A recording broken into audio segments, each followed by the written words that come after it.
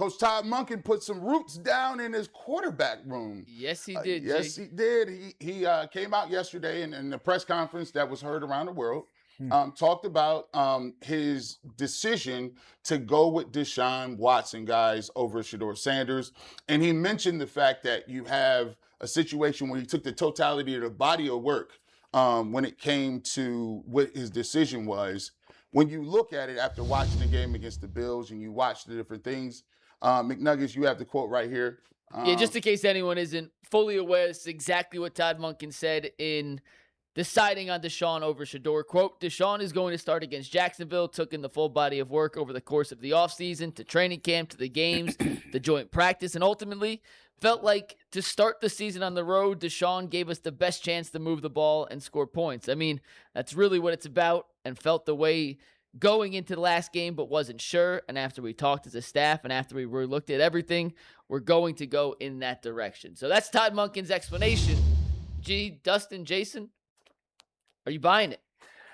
Sure, I buy it. I mean, the guy's not getting paid money to get fired and not win games. I mean, he's trying to win games. Certainly, he's got access to more information, and it feels like between these two players, like, again, he doesn't have the 5 years of going through the day-to-day of the Deshaun Watson saga that we've all been through.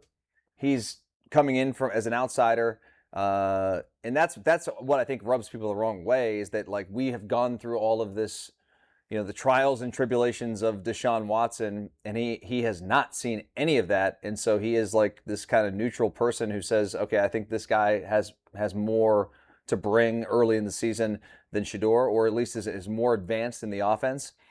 I personally don't think it's a good move, but I can't challenge the guy who's getting paid to win football games. He's not gonna put somebody out there that he thinks is worse. I think it's a terrible look. I think that what Deshaun said after the game on Saturday was ridiculous, and I think him walking it back didn't even help at all. I don't buy his apology or any of that stuff. But nonetheless, the question was, do I think that he chose DW4 over Shedeur because he gives him the best chance? Sure. I mean, he's not going to choose somebody that gives him a worse chance. I mean, this guy's not an idiot. Yeah. Listen, Jason, when you hear his comments, you talk about the totality of it. Obviously, one of the things that came out, or not came out, but you talked about it, you've been talking about it for a long period of time. It sounds like they had already been moving in this direction prior to any of the competition stuff happening, regardless of what the body of work was. Now, the body of work could have helped a little bit in terms of what he saw, but it looked like the Browns organization was trying to move in that direction from, kind of the beginning. I mean, if you take out all of the baggage, if you just look at it, you got a quarterback who made 7 starts last year, who was a lower round pick, who's got a lot to learn, and you got a guy who's been in the league for a number of years, has played in different systems, had a relative level of success a long time ago. I remember Jay. We were having this conversation with Jay in December, and Jay asked me, who do you think's the best quarterback on the roster right now? And I was like, oh my God, I don't even want to say his name, but I have to say it's Deshaun. And Jay was like, yeah, I agree with you. So it's not really that big of a leap to get to where we are today. It's all everything you were talking about. It's all the crap that everybody's been through for the last however many years. And the fact that, like, last time Deshaun was on the field, they were 1-6, and he had the lowest QBR in the league. They were 1-6 and completely outplayed pretty much every single week. And that was before he tore his Achilles twice. So where's the upside? I don't see it. I don't see any. It's why, I'm not at all surprised. I said yesterday, I'm stunned and yet not surprised at the same time. I'm not surprised that we're here because I knew this was coming since March. I'm just stunned that how is it in year 5 that they don't have a better plan in place than this. Mm-hmm. This is still their plan in year 5 of this. But if you take Todd's comments at face value, yeah, I do believe him. And I do think that he thinks that the veteran gives him the best chance to win. That's not really that surprising. Dustin, you mentioned a great point. I think it's the comparative nature of, have you ever seen somebody and from afar, you may have a crush on a girl and you're like, man, she is so fine. She is, oh man, she's, man, I would love to get with her. And guess what?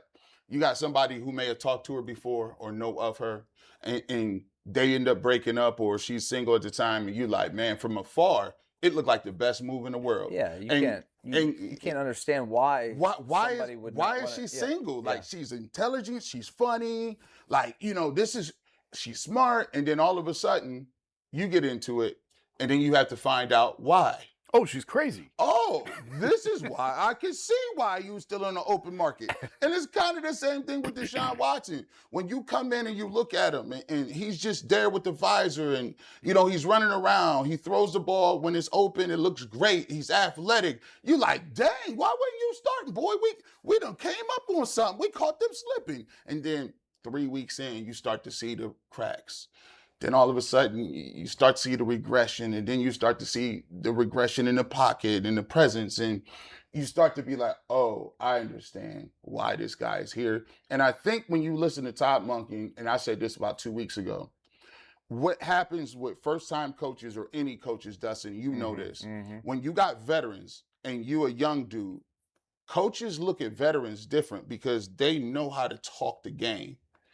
When they get you on the board and they say, okay, listen, let's go ahead and we're going to run this play XJY 25 split rocket Z on 2. They're like, okay, so what do you see it on this place? Veterans will tell you, all right, well, we're going to read the football field left to right. Yep. You understand? I'm going to read this first because it was cover 2 over here. I think they was running a cover 6 hybrid over here. But what I'm going to do is read left to right. I'm going to go 1, 2, 3. Now in Houston, we used to call this XJY split smooth silk. Guess what? But our roadmap was this. And so now it gives your head coach an opportunity to be like, oh, he taught my language. Yeah. Even if I ain't that good. Yeah, there's a certain level of comfort from Monken, just in terms of like he can talk to this guy. And like, I don't know, I do think that there is certainly more upside in Shedeur. And I don't think Deshaun can play. I don't think he can play. Yeah, I think the ability is shot. Maybe he gives Todd some comfort in the fact that he can, regurgitate what the play call is. He can read a defense and all that stuff, because that's important. I mean, that's part one of just getting halfway, to running an offense. Right. But I don't know, man. I just think that it's gonna backfire. And frankly, and Jason, I'm sure you're curious your thoughts on this. If they did not open with 2 road games, I don't think he's starting. I disagree. I don't think that has anything to do with it. You agree with him? I think that's a big one. He keep naming it. I just don't think they know how bad it can get if he doesn't play well in that 3rd game. Well, they're taping posters to the Jim Brown statue as we speak. What you mean? You didn't see that? Yeah. What you mean? Hold on. I need to tap in. Who's What you supposed talking to about? what? The fans have shown their displeasure by taping signs to the Jim Brown statue. Oh, Saying no. what? Give me the gist. 230 million, 20 some odd offenses, cases settled. Yeah. Oh, they're driving by the facility and shouting at the Browns, and oh my. there's tweets out there, Mike. People are big mad. Yeah, I'll find a pic. I'll find a Jim Brown statue. Listen, here. But my point in saying the 2 games on the road, it just because these fans are big mad, but they won't be big mad if he wins the first 2 games. Correct. Right. That calms Correct. everything down. So Yes. I'm just saying it gives him a little buffer, Right. where he can, if he plays all right first 2 games, it'll die down. Yeah. By the time they come back, I think it's Carolina for week 3. So if they're 0-2, you think they hook him? I think it's a quick hook against Carolina. See, I don't think. I think he's starting week 3. I think he's starting, even if they're 0-2. I Unless think he starts through week 4 because it's a short week against Pittsburgh. Yeah. No, he can't start week 4 on the short week. If they're making the switch, I think it's going to happen after week 4. Well, I said yes. Yeah, Going- 18, Yeah. I I like said after yesterday- week 4. I said yesterday, 18 quarters, halftime of the Jets game. If it's as bad as we think it might be, I don't think that the 2 road games. It might have a little bit. I don't think if they open at home, Shedeur's the starter. I don't think that. I think it would have been Deshaun either way. If can I don't know if this is conspiracy. I mean, here's the thing, guys. I thought Deshaun was the starter prior, regardless of his performance against Buffalo on Saturday, which was not great. The comments just showed that this guy has no awareness. On Madden, his awareness has got to be in the 40s. I think what those comments did is it woke up a giant. It woke up people that may have just tuned the Browns out. Yeah. And just said, all right, whatever, they ain't got a quarterback. Check in when y'all get to figure this out. But now, and then when they doubled down and said, okay, he's the starter, Now you got people that's interested now because Yeah. and There's some investment now by people, whether they like them or don't. there's an investment level that now we've already heard that it's okay to boo. So what's the stop? If 4,000 people booed, now you got some people that just may show up just to be one of them dudes. And so for me, I think of, and I want to throw this out here, and I don't know if it's a conspiracy theory or whatever. I want to ask Jason in terms of it. Is there any world, because I was thinking about it, is there any world where after Deshaun Watson got hurt and he got injured and they looked at the cap number and they said, if we cut Deshaun Watson, it's going to set us back 5 to 7 years. Like, we have to keep him on the roster, continue to kick the can down the road and mitigate some of it. But we need him to be quiet, don't rock the boat, and cause no issues. Could have been a handshake agreement between Jimmy Haslam saying, hey, if you stay out of the way, rehab, to a man, I'll give you an opportunity to start. I'm not going to say how many games you're going to start, but I'm going to give you, as a man, you stay on the roster. We got some financial stuff we got to deal with. To a man, I'm going to give you a shot to start and at least play when you get back. How long you play is up to the coach and how well you play, but I'm going to give you a shot. I mean, I guess it's not outrageous. I think that they had to see what his mindset was when he came back from the Achilles. You know, I'll give him credit. I think he's come back more motivated than I thought he would be, because after you tear your Achilles, your contract's guaranteed. You know, he could easily just sort of mail it in, and he hasn't done that, and that's a credit to him. But I think it goes without saying that because of his contract and because of his status, he's going to have a chance if he puts in the work. He'll have an opportunity to regain the job. I just blame the Browns for putting themselves in this position that this is still their best option.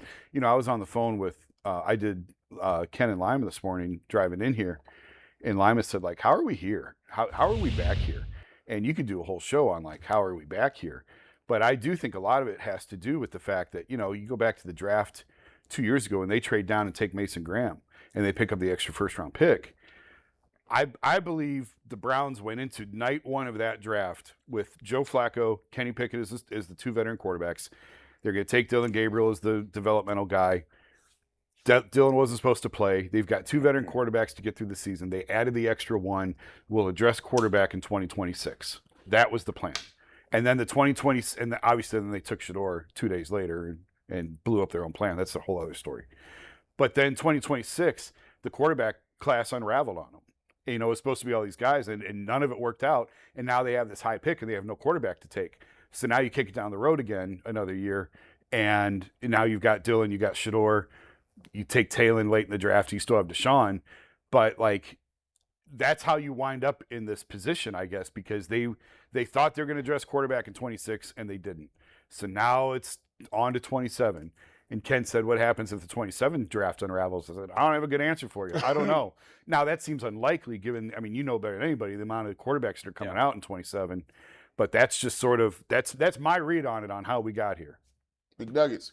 Last question, we got to wrap. We'll bring Tyvis in. But, gee, I was listening to the barbershop yesterday supporting all our guys' extracurricular activities. And you had a point saying that Todd Monken made this decision, and now he's got to live with the consequences if it doesn't pan out. Yep. I just want to ask, can you elaborate on what you kind of made, or the point you made in that segment of, hey, as Browns fans, this is Todd's choice. We're rolling with this, but if it goes bad, like, there's no place for Todd Monken to hide here. Yeah. Listen, and I asked everybody, if that's your decision as a head football coach, and you said that this guy gives you the best chance to win football games, then, bro, you got to stand on that. It's the same thing I said with Kevin Stefanski. I know you coach is new, and I want him to have the best success. I want this thing to work. Hey, I want Shedeur Sanders to be good, right? I want the Browns to win games. But the thing is, once you put your flag in the ground and stamp that, you got to stand by the decision. Before, Deshaun was somebody you inherited. When you make him the starter, that's on your CD. Just same way it was on Kevin Stefanski's mixed CD. When it came time to evaluate him, he got evaluated for Dylan. He got evaluated for Deshaun. He got evaluated for Shedeur Sanders. So now when you start him and you say it definitively, He gives us the best. I didn't watch the film work. I was in the room. I know what our momentum is. I'm 100% behind him. Okay. All right. So you holler at me in week 3 because you're making a decision to put him out here. Now the fans have a decision. If it ain't looking like they want to see it, guess what? They're going to let you know about it. Deshaun's already gotten 3 offensive coordinators and 1 head coach fired in Cleveland. And political capital is a funny thing, McNuggets. Coach Monken don't have enough political capital built up yet. Stefanski got in trouble, and he had 2 coaches of the year. So if he got in trouble with the joint, like, you got to understand, like, you got to stand by your man. Who sings that song? Is that LeAnn Rimes? Stand by your man? Yeah. I don't know. Oh.